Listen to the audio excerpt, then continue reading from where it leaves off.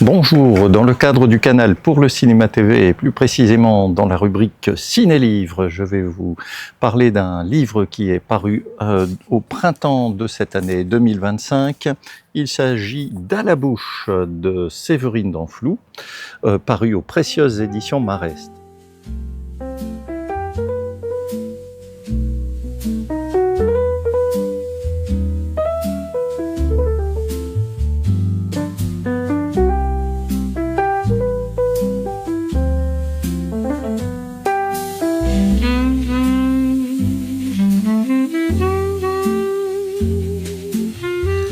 À la bouche est en fait une histoire, la même histoire qui nous sera racontée par trois voix différentes, j'allais dire par trois bouches différentes pour réemployer le titre du livre, de l'ouvrage. Alors, par tout d'abord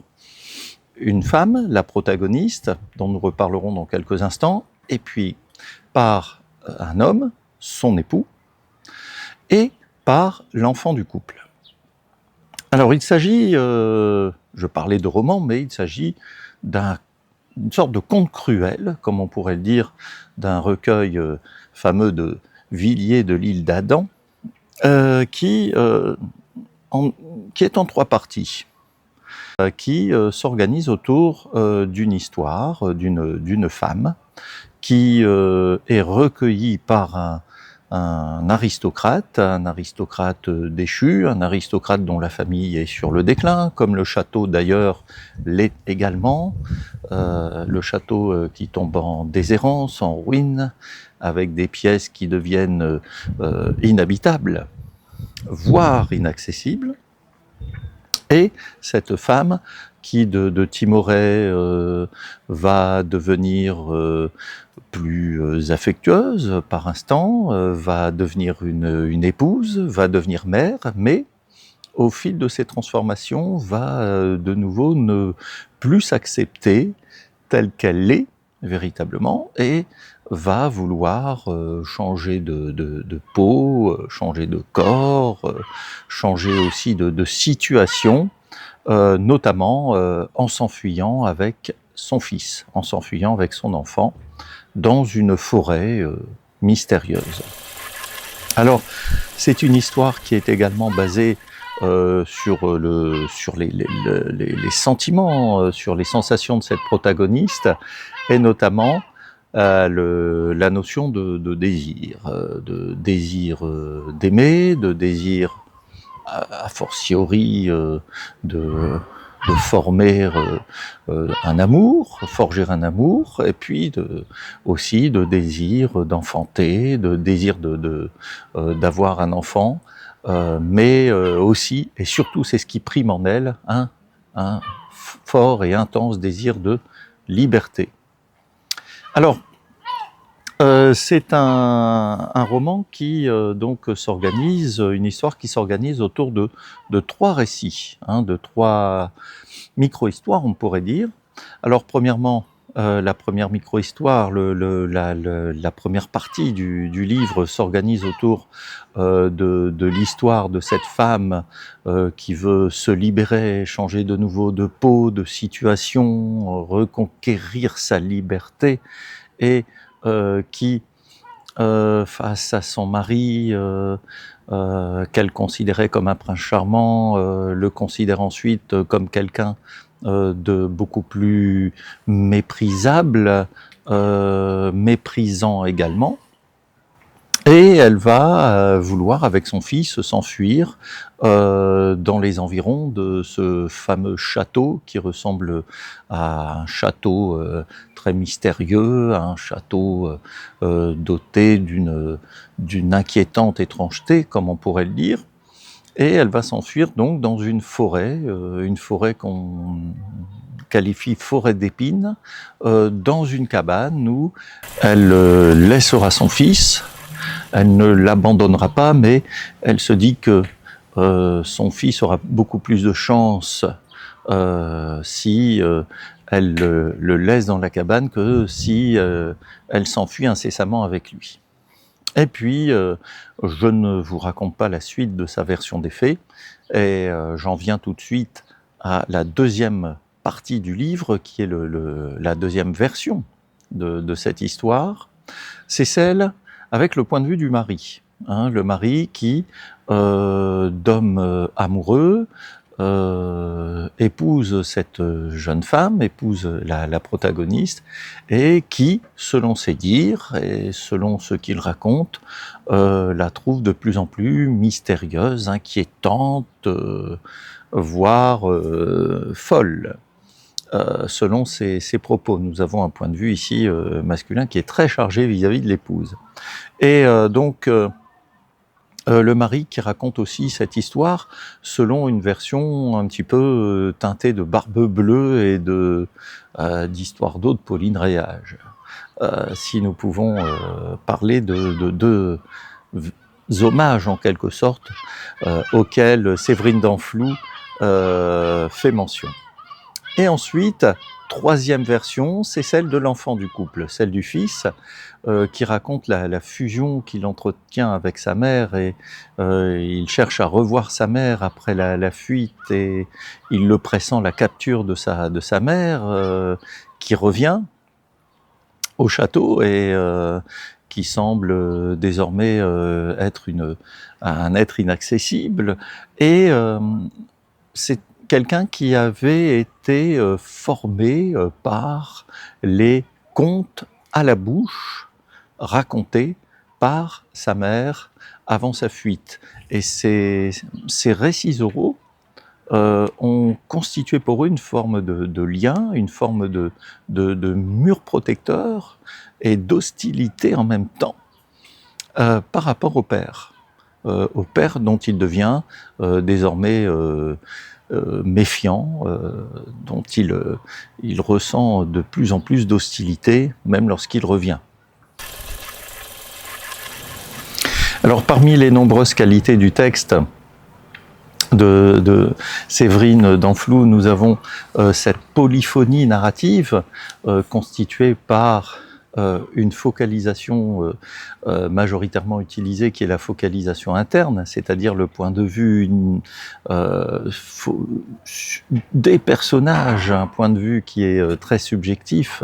et qui oriente, voire désoriente le lecteur au cours des trois parties et des trois versions de cette histoire, naturellement. Et ce qui est l'un des tours de force aussi du roman, c'est que à chaque fois, des niveaux de langue différents sont utilisés. Et nous voyons qu'il y a un formidable travail de romancière et d'écriture derrière cette recherche d'un langage précis pour chaque personnage et d'un phrasé aussi précis pour chaque personnage, qui fait que il y a un ancrage quand même très convaincant, voire réaliste, dans chacune des versions qui nous est donnée à lire. Et donc, nous avons aussi le fait que il y a aussi un jeu métatextuel qui se développe dans ce roman, dans À la bouche. Bien sûr, je parlais de contes qui confèrent au texte, qui confèrent à ce conte cruel, comme je disais tantôt, un plaisir du texte à travers les différents hommages qui parsèment le texte. Je pense au Petit Poucet, je pense à Barbe Bleue, je pense à Hansel et Gretel, à tous ces contes de Perrault, des frères Grimm, les comptines. D'accord, je pense à ces lieux auxquels j'ai fait mention, c'est-à-dire un château mystérieux avec des pièces qui sont insalubres, des pièces dans lesquelles il ne faut pas pénétrer, comme si elles recelaient un terrible secret. Et puis aussi cette forêt avec la cabane, une forêt d'épines, et puis aussi tout un personnel littéraire, avec par exemple cette femme qui est considérée par le mari comme une sorcière, comme une folle, et les femmes qui étaient qualifiées de sorcières étaient des femmes qui éprouvaient un mal-être ou qui éprouvaient un désir de liberté qui n'était pas toléré à certaines époques. On peut penser par exemple à certaines sorcières de la littérature et des contes, mais pas que, dans l'histoire également. Et puis aussi à ce mari qui, de prince charmant dans une version de l'affaire, se transforme ensuite dans la même version et au cours de l'histoire et au cours du roman, comme un barbe bleue dans son antre, dans sa demeure terrifiante et mystérieuse. Et puis nous pouvons penser également à d'autres personnages lorsque cette femme est traquée par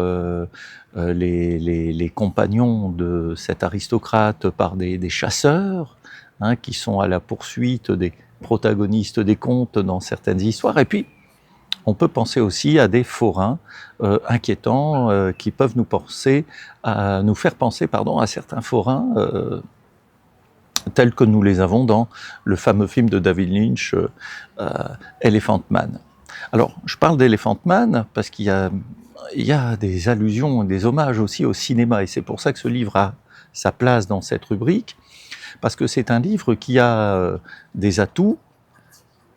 et des valeurs quasi cinématographiques. Hein, il pourrait être très très rapidement adapté au cinéma.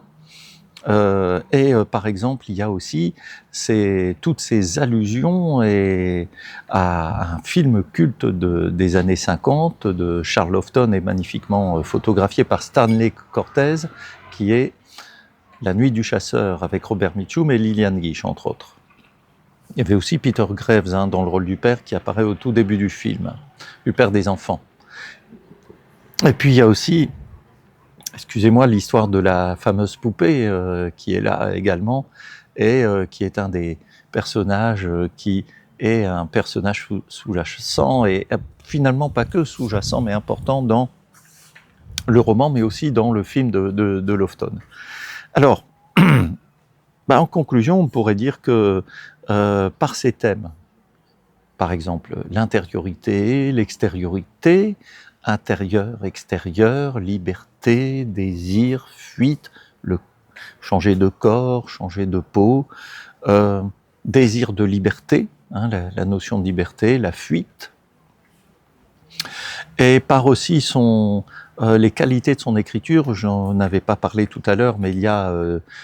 parfois des qualités textuelles, comme si le texte devenait un poème en prose, hein, une grande qualité d'écriture du texte. Eh bien, nous avons ici, ma foi, un roman qui est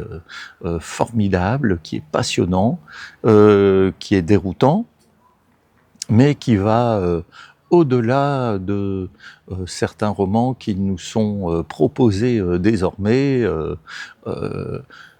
à lire chez soi, à l'abri des chaleurs, sur la plage, ou à l'endroit que vous souhaitez et au moment que vous souhaitez. Donc c'est une excellente lecture de printemps, d'été, d'automne, hiver, comme vous le souhaitez.